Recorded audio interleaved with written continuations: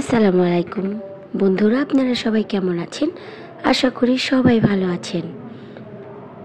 আজকের নতুন ভিডিও আপনাদের জন্য। বেশ কিছু গাছ নার্সারি থেকে কিনেছিলাম। তার মধ্যে এই যে এই গাছটা দেখতে পাচ্ছেন, অক্সালিক গাছটার ফুল কিন্তু খুবই সুন্দর। স্কুল থেকে বাসায় আসার পথে রাস্তায় ভ্যানের উপর এই অক্সালিক গাছটা দেখতে পেলাম। দাম জিজ্ঞেস করলাম, লোকটা 20 টাকা চাইল।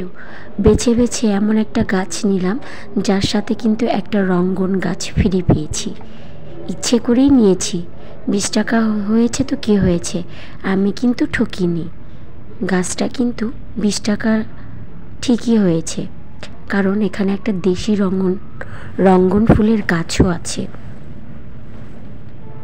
এই যে দেখেন, আমি সুন্দর করে পলিপ্যাক থেকে গাছটা বের করলাম। রঙ্গন ফুলের গাছের সাথে এই অক্সালিক্স গাছটা রয়েছে। আমার আবার শীতের জন্য সেই যে কাশি হয়েছে এখন পর্যন্ত ভালো হচ্ছে না, গলাটাও সারছে না, একটু অস্বস্তিতেই ভুগছি। তারপরেও কি করব, ভালো যখন হচ্ছে না, না হলো যেমন আছি তেমনই ভালো। যাই হোক, আমি অক্সালিক গাছটা আলাদা করলাম রঙ্গন গাছ থেকে। এই অক্সালিক গাছটা আমি হ্যাঙ্গিং টবে লাগিয়ে দিব, এই জন্য আলাদা করে রাখলাম। এখন আমি রঙ্গন গাছটা এই ছোট গামলায় লাগিয়ে দিব। এই জন্য মাটি কিন্তু আমি আগেই রেডি করেছিলাম। এই মাটিতে আমি ভার্মি কম্পোস্ট, গোবর সার আর বিভিন্ন রকমের সবজি পচার সারগুলো দিয়েছি। আগে থেকেই আমি মাটিটা রেডি করে রেখেছিলাম। এখন আমি গাছের গোড়া থেকে শক্ত কিছু মাটি কেটে ফেলব, কারণ নার্সারি থেকে গাছের গোড়ায় যে মাটি দেওয়া হয় সেই মাটিটা এতটাই শক্ত এবং পুষ্টিহীন হয়ে গেছে যে মাটিতে গাছ বেশি গ্রোথ হবে না। এই জন্য গ্রো করার জন্য আমি গাছের মাটিগুলো এবং কিছু শেকড় কেটে দিচ্ছি, যাতে নতুন মাটিতে একদম ভালোভাবে প্রতিস্থাপন করতে পারি। আমার কাটা প্রায় হয়ে গেছে। আমি এখন মাটিগুলো সরিয়ে গামলাতে নতুন করে গাছটা বসিয়ে ফেলব।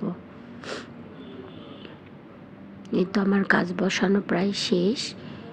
তবে কিন্তু একটা সুবিধা, এই গাছটা যদি একটু পানিতে ভিজিয়ে নেওয়া যেত তাহলে শেকড়টা কিন্তু ভালোভাবে ছড়িয়ে পড়তে পারত। এই জন্য আমি আমার মগে পানি ছিল, পানির ভিতরে একটু ভিজিয়ে নিলাম, যাতে মাটিটা শক্ত না হয়ে নরম হয়ে যায় এবং গাছের শেকড়গুলো নতুন মাটিতে ভালোভাবে প্রতিস্থাপন হয়ে যায়। আপনারা নার্সারি থেকে যে গাছগুলো কিনে নিয়ে আসবেন, শক্ত মাটি থাকলে এভাবেই গাছের গোড়াটা আগে ভিজিয়ে রাখবেন, তাহলে শেকড়গুলো তরতাজা এবং নতুন মাটিতে খুব ভালোভাবে বাড়তে পারে। এখন আমি সুন্দর করে মাটি দিয়ে গাছটা টবে ভালোভাবে বসিয়ে দিব। আমার বসানো হয়ে গেছে।